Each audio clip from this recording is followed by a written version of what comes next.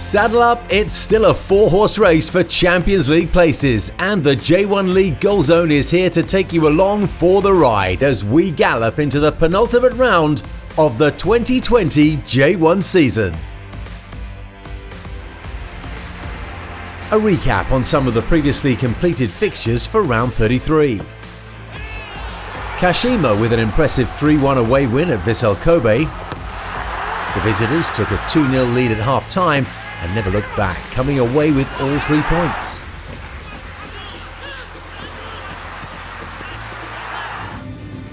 There would be no such good luck for Nagoya though, falling 2-1 to Yokohama Marinos. A late strike from Koto Watanabe securing the points for the home side with 10 minutes to play. A solitary goal was enough for FC Tokyo to grind out a win against Consadole Sapporo. Kensuke Nagai with the winner in the 21st minute, sealing victory for the home side. That left 6 matches on the schedule for the midweek round, with the Champions League chase coming down to the wire. Gamba Osaka travelled to Yokohama to attempt to lock in their position, while their city rivals were at home against Sagan Tosu, where a win would further aid Cerezo's chances. Champions Kawasaki welcomed Urawa to the fold as they looked to send off club icon Kengo Nakamura for what would be his last game at the Todoroki Stadium ahead of retirement. The visiting Reds hadn't found a win in 3 and seemed unlikely to upset the apple cart here. Mark Richmond with your commentary.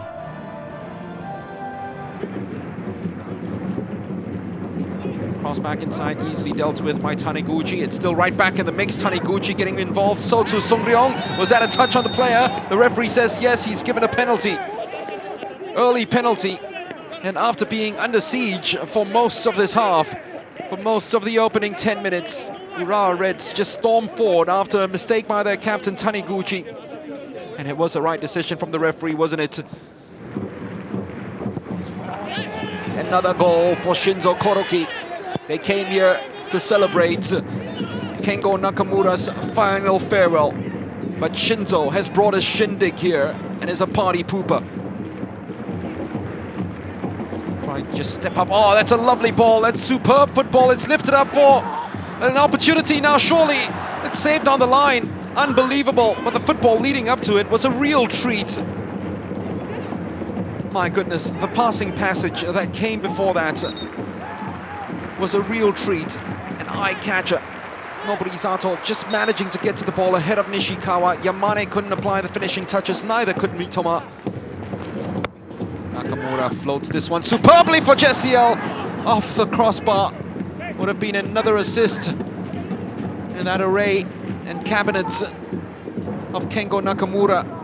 Corner, which was the teardrop right in front of the eyes of Jessiel, who caught it clean, but then caught metal.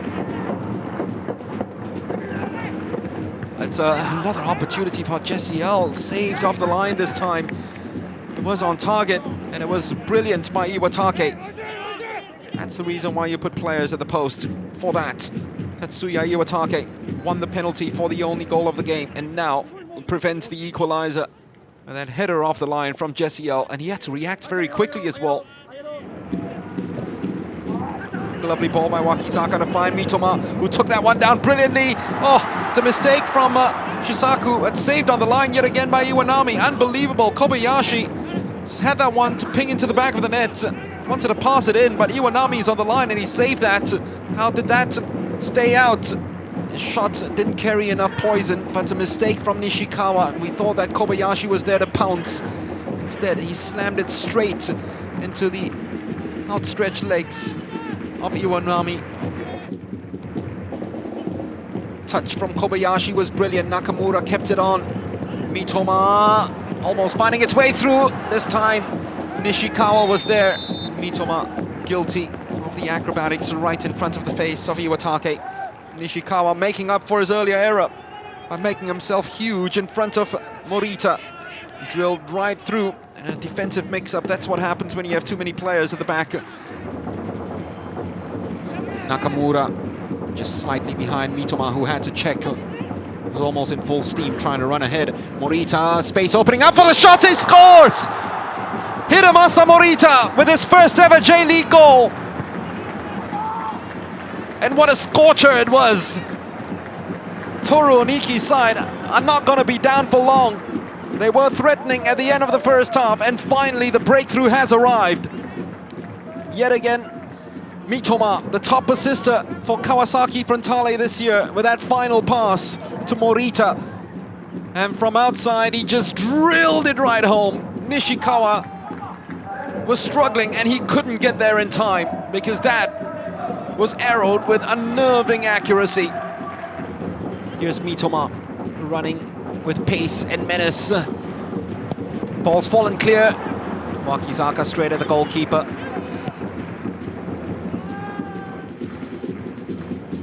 Wakizaka, it's a lovely ball inside to Yamane. There's a real impetus in this attack. Mitoma's at the end of it. What a goal. Kawasaki Frontale at their searing best. The finishing touch coming from a player who really is the future of not just Kawasaki, but J-League football and Japanese football. The build-up to this was fantastic. It was slow, and then the moment it went into the attacking third, it was just quick.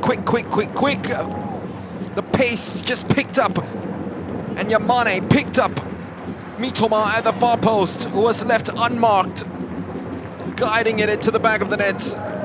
And within 14 minutes at the start of the second half, they have come back from the deficit to lead by 2-1. Nakamura.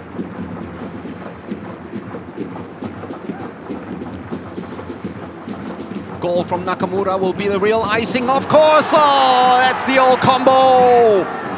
Kengo to Koba, 3-1. A throwback to the Kawasaki Frontale teams of the early 2010s. These two always finding one another, and for one final time, the swan song, they found each other again. And Yu Kobayashi has scored to put himself joint top scorer in this fixture for Kawasaki Frontale, along with Hanatino. Kengo Nakamura always knew where Kobayashi was going to be, and Koba knew that the moment the ball was inside, all he had to do was to get ahead of his marker. Yamane on the outside, already creator of a goal, invites Yanaga to step on the ball, give it right back to him. Back heel back to Yanaga, has found some room. Yanaga went for placement, couldn't beat a very alert Nishikawa, who reacted very well to get down to it. Clever from Noborizato to find Morita. Nakamura is begging for the ball. The ball goes to Nakamura, tries to tee it up for Leandro Damiao. Not far away. Would have chalked that down as another assist. Doesn't look like a run-up of a player who is going to take a strike at goal.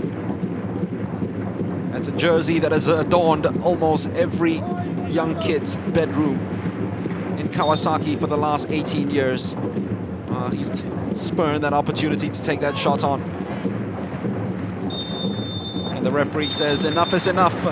Kawasaki Frontale in their final home game, in Kengo Nakamura's final home game in the J-League, leave as record breakers. Final score 3-1 for the champions Kawasaki Frontale. 3 points for Gamba would seal their return to Champions League football next year. The hosts Yokohama were winless in 5, and their poor finishing could provide the platform for the Osakan club to cement their position in the table. Here's Patrick Kinghorn.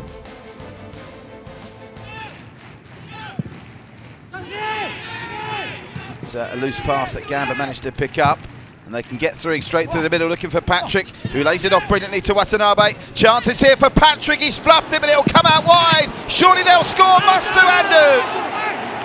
Well, it was scrappy in the end, but they've scored inside 30 seconds, and it's the dream start for Gamba Osaka as they look to wrap up second spot tonight.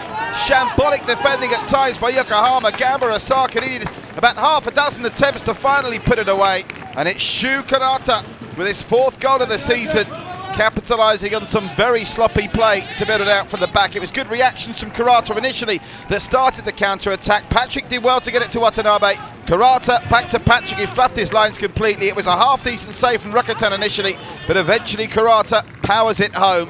You won't see a scrappier goal all season, and we've not seen many quicker either. Inside 30 seconds, it's Yokohama 0, Gamba Osaka 1. Situation, of course, at Cerezo Osaka's game against Sagan Tosu is relevant to this, as they could be it again here. Gamba, good save from Rakuten. The danger's not cleared though. They're queuing up again, and they have to make do with a corner when really it should be 2. Watanabe's attempted square back knocked out behind for a corner, but the time and space they had here was well won in the air, really well won in the air by Patrick, and that was a smart save from Rakuten. And is this going to be another chance? Oh, lovely touch from Patrick to Watanabe from the narrow angle. And Rakuten comes up with his second big save in 60 seconds. What about that touch from Patrick, and vision as well? Beautiful dink to play in Watanabe. It was an initial lead from Watanabe that allowed Patrick to flick it through. And it wasn't a bad attempt at all from Kazuma Watanabe. And Rakuten had to get down well to stop it.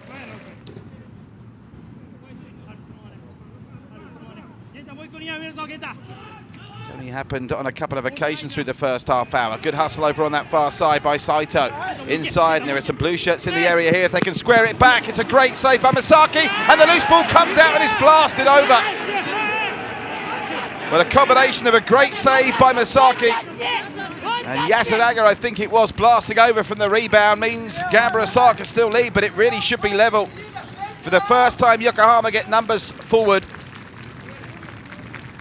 And he did enough and did well enough to get there. And whoever finishes second. Oh, that's a good effort as well by Kazuki Saito. Gobbled up in the end by Higashiguchi. But just as I'm trying to plot Gamba Osaka's pathway through to the Emperor's Cup semi-finals, they nearly got caught cold after a fine cross from the near side was met with a decent connection from Kazuki Saito. Failed to pick up on, but there will be 2 added minutes, and Yokohama continue to come forward once again.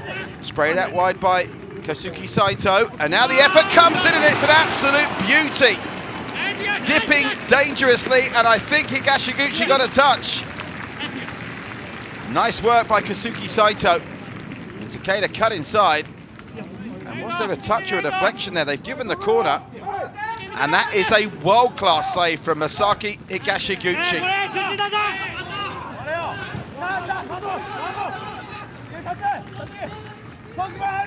Patrick's been relatively quiet. He was involved in that opening goal and really should have made it 2-0 at half-time. Not too many involvements other than that as Yokohama get another chance through Minagawa to level it up.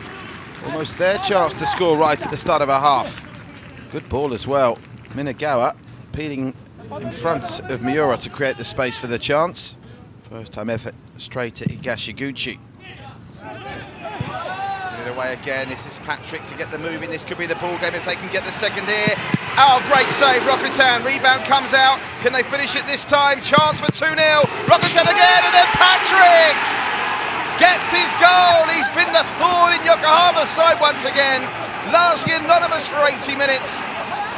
And very much like the goal they scored in the first 30 seconds, they double the lead after some less than clinical finishing, but Yokohama gave them one chance too many. And Patrick pops up with his 9th of the campaign, and the 3 points are surely safe here. Now it's a question of whether Sagan Tosu can hold on to the 1-1 draw at Cerezo Osaka. Gamba look to have completed their part of the bargain, and if Cerezo Osaka can't find a winner in the final 10 minutes of their game, it is going to be Gamba Osaka confirmed as a second-place team in J1 2020. Well, he'd been ominously quiet, Patrick, hadn't he? And despite the brave efforts on the line, they couldn't stop it hitting the back of the net. Job done for Gamba Osaka. It wasn't spectacular and it wasn't at times pretty. They made the ideal start after 30 seconds when Shukurata latched on poor passing out from the back by Yokohama to start and finish a move that gave them the lead inside the opening half minute. Yokohama had plenty of possession and plenty of efforts on goal, but couldn't breach Masaki Higashiguchi's goal. It's finished Yokohama 0, Gamba Osaka 2, and Gamba Osaka confirmed as second in J1 in the 2020 season. The two bottom clubs faced off in Shizuoka, both fighting to avoid ending the season as the last team in the table. While Shimizu were winless in 3, Sendai managed to win previously, and another victory here would propel them off the bottom after almost 2 months. Vegalta would get their opening goal in the 17th minute. Koji Hachisuka rising high to head home the corner. The equaliser came 12 minutes later. Kenta Nishizawa with a very disguised shot that bobbled into the near corner.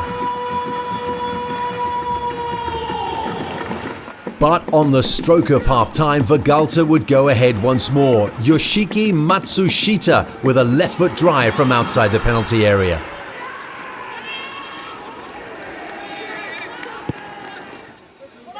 Four minutes into the second half and Nishizawa brings down a long ball, but his left-footed chip just beyond the outstretched arm of Jakub Slowik and the crossbar.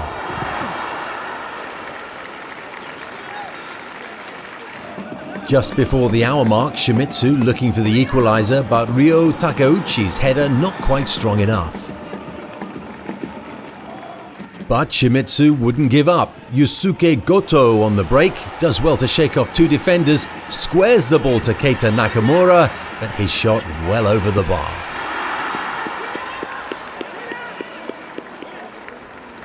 But the home side would get their equaliser 2 minutes later.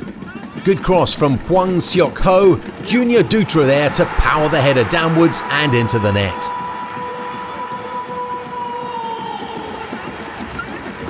But with 4 minutes left, Vegalta get their winner through an imaginative free kick from Takuma Hamasaki.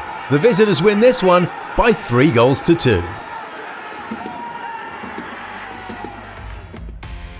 Half-time here on the J1 League Goal Zone. When we come back, a trip to Osaka to see if Cerezo did themselves any good in the Asian Champions League hunt.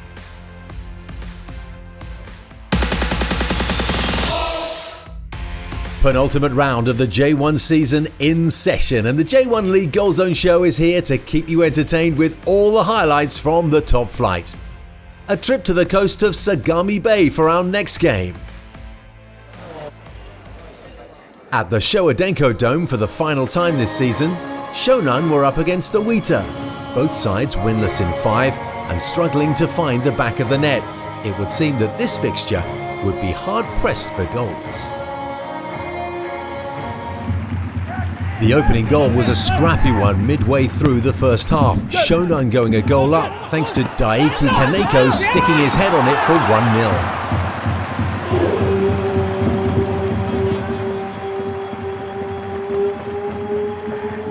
Oita's equaliser came on the stroke of half-time. From the corner, Kohei Isa's header finds Yuya Takazawa, and he slams that one home.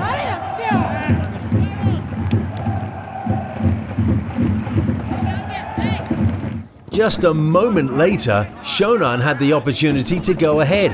Naoki Yamada's header producing a great save from Shun Takagi, and they couldn't follow up.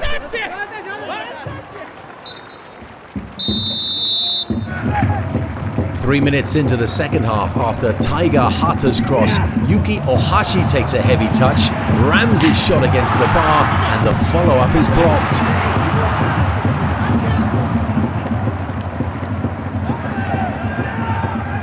Oita's Tomoki Iwata sends Kohei Isa through in the 53rd minute, and Oita go 2-1 up.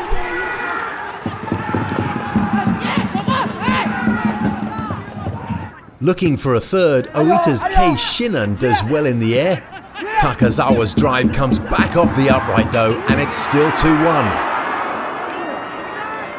And the woodwork would deny Oita once again in the 95th minute. Kei Shinan once again looking for the goal, but this one ended with 3 points for the visitors. With Gamba already doing the business, Cerezo could bring more glory to Osaka with an important win against Sagan Tosu. The home side were undefeated in 4, and 3 points would see them knock Nagoya off their perch to move into third.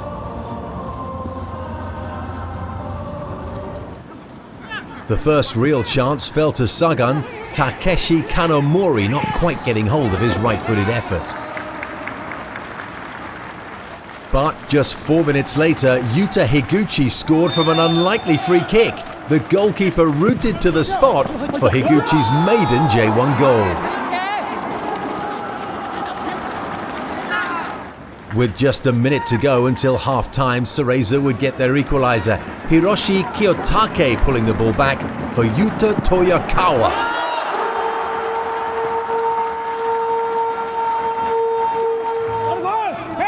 Four minutes into the second half, Ryoya Morishita trying from distance. Cerezo looking for the winner in the dying minutes. An inspired touch from Yoichiro Kakitani, but Koji Suzuki can't quite apply the finish that was needed.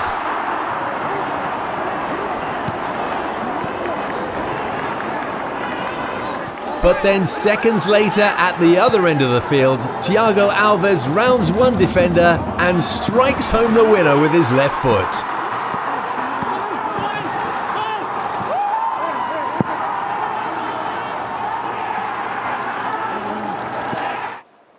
Sanfrecce tasted defeat for the first time in 9 games when they were edged out by Tokyo over the weekend. Kashiwa's marksman, Alunga, had been quiet in the previous 3 matches, and his side would surely like to see him add to his bulging goals tally. And the first chance fell to the Kenyan inside the first 2 minutes, allowing the throw to come across his body, but the left foot shot not quite on target. But just a quarter of an hour later, Alunga raced through in these icy conditions for goal number 27, and that puts him 10 goals ahead of the second-placed marksman Everaldo.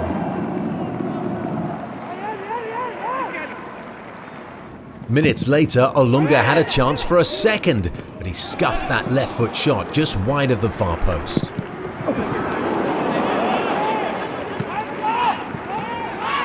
Seconds later, Sanfrecce had a chance for their equaliser. Yusuke Chajima from the free kick. Yuya Asano just screwing that effort over the bar.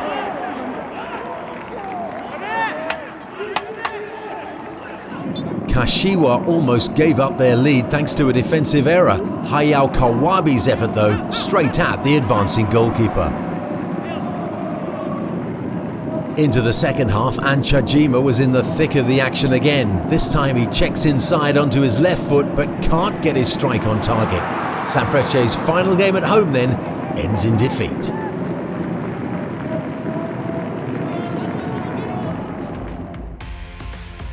Kawasaki responded brilliantly to being a goal down with 3 second half goals to come away 3-1 winners. Gamba guaranteed second spot after a 2-0 away win at Yokohama. Vegalta emerged victorious after taking the lead 3 times against Shimizu, a late goal securing a big 3 points for the visitors. A fight back from Oita to steal the points after 90 minutes, running out 2-1 winners at Shonan, while Cerezo blew their chance to finish in second after a late home defeat at the hands of Sagan Tosu. Frontale back to winning ways, collecting their 25th win of the season, and the champions now have an astounding 85 goals during this campaign, the most ever in J1 history. Gamba booked their spot for Champions League football next season, as Cerezo's loss meant second place is assured for their city rivals, who will also feature in the Emperor's Cup later this year. With one more round to go, Nagoya, Cerezo and Kashima, the remaining contenders for the final ACL berth, will have to do it all on the last day of the season. Vissel Kobe, sitting in 12th, will be disappointed to end their season in the bottom half of the table after a largely successful 2019, having won the Emperor's Cup. Vegalta Sendai finally moved themselves out of last place, collecting only their 6th win of the season, giving themselves some breathing room, sitting in 16th. 297 games played this season, 9 more to go before the curtain falls. This is the J1 League Goalzone Show. I'm Steve Dawson. Do join us for the final games as we wrap up this extraordinary J1 campaign of 2020. We'll see you next time.